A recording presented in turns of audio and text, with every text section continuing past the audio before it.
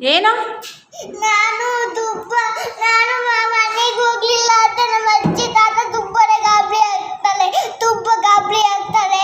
ನಮ್ಮ ಮನೆಗೆ ಹೋಗದೆ ತುಂಬಾ ಗಾಬರಿ ಆಗಲ್ಲ. ನಮ್ಮ ಮನೆಗೆ ಹೋಗ್ಲಿಲ್ಲ ಅಂತ ತುಂಬಾ ಗಾಬರಿ ಆಗ್ತಾಳೆ.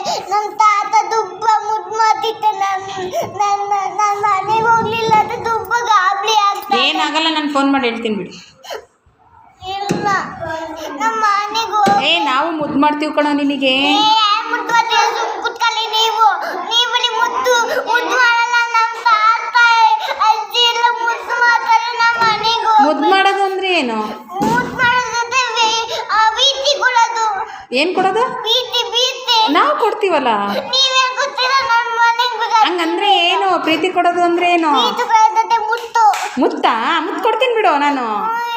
ನಮ್ಮ ತಾತ ಮನೆ ನೀನು ಮುತ್ತು ಕೊಡ್ಬೇಕು.